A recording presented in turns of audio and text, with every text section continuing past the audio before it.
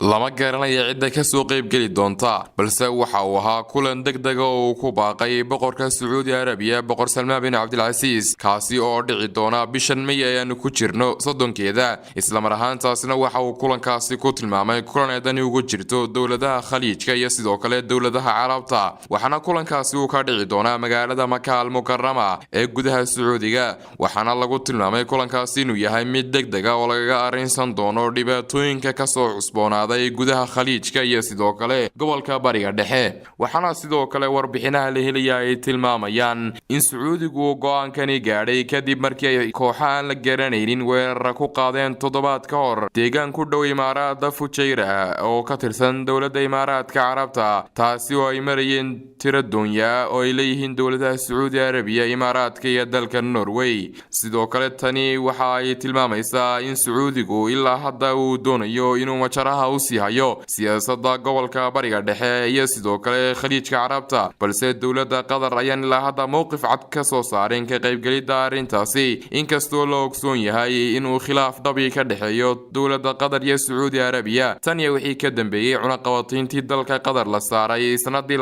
2017 bishii Juun taasi oo lagu saaray dhinacyada cirka badda bariga iyo sidoo kale dhammaan dhaqdhaqaaqyada muwaadiniinta dawladaha Carbeed sidoo kale Caadil al-Jubayr oo ah wasiiru dawlaha arrimaha dibadda ee Sacuudi Arabiya oo shir jireed ku qabtay gudaha caasimadda Riyaad ee dalka Sacuudiga ayaa sheegay in shirkaasi si degdeg ah loo qaban doono isla mar ahaantaasina ay ka soo qayb gali doonaan dawlado badan oo Khaliijka ka tirsan waxa sidoo kale uu ku tilmaamay dawladda Qatar inay tahay dawlad la shaqeysa argagixisada isla mar ahaantaasina qayb ka ah ururada argagixiso xubnaha taageera waxaana uu sheegay in aanu Sacuudigu ogolaan doonin in ay Qatar soo farigeliso arrimaha gudaha ee Sacuudi Arabiya iyo sidoo kale siyaasadda maamul iyo dhaqan siyaasadeed ee uu ku dhaqmo dalka Sacuudi Arabiya balse xubin ka mid ah wasaaradda arrimaha dibadda ee dalka Qatar oo ka jawaabtay ayaa sheegtay in aanay beedahaasi waxba ka jirin isla mar ahaantaasina looga baahan yahay in uu soo cadeeyo Qatar cidda ay taageerto ururada ay garabka siiso iyo sidoo kale argagixisada uu ku tilmaamay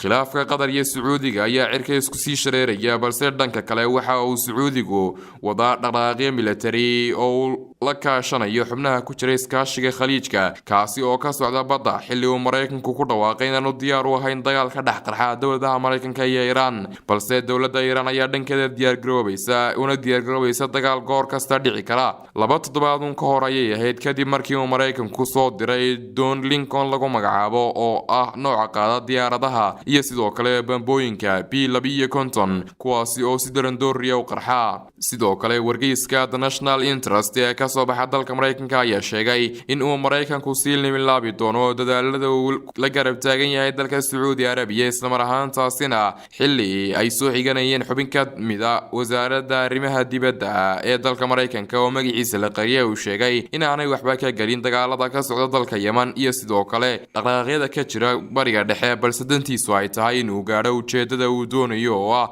helitaanka dhaqaale iyo kor u qaadida sumcadda caalamka maadaama uu yahay dawladda koowaad ee ka taysa caalamka waa sidoo hadalka u dhigay sidoo kale wargeyska The National Interest ayaa waxa uu sheegay inuu Mareykanku danaynayo inuu gacan saar xoogan la yeesho isla mar ahaantaasina uu siin laabo xiriirka ka dhexeeya Mareykanka iyo Sacuudi Arabiya iyo sidoo kale qaybo badan oo kamid ah dawladaha Khaliijka sida Masar Imaaraadka iyo sidoo kale dawladaha kale ee taageera Sacuudi Arabiya Iiraan iyo Mareykanka ayaa xaalkoodu aanu sahlanayn isla mar ahaantaasina uu maraya meel adag tan iyo markii uu dawladda Mareykanku sheegtay inay ciidanka Iiraan yihiin argagixiso isla mar ahaantaasina Mareykanku Bariga Dhexe uu soo diray tiro ciidamo oo gaaraya 5,000 oo askari iyo doonyo ah nooca xambaara diyaaradaha iyo sidoo kale bambooyinka B-52 iyo gantaalaha Mitras oo ah nooca difaaca ee ka hortaga diyaaradaha balse Iiraan dhankeeda ayaa sheegtay inay u diyaar garoobi doonto dagaal kasta oo kaga yimaada dalka Mareykanka iyo sidoo kale xulafada iskarabsanayaan ee Sacuudigu hogaaminayo ilaa hadda lama saadaalin karo xaalku halka uu ku dambeyn doono balse waxa laga dhursugayaa shirka dhici doona 30 May magaalada Makka al-Mukarrama ee dalka Sacuudi Arabiya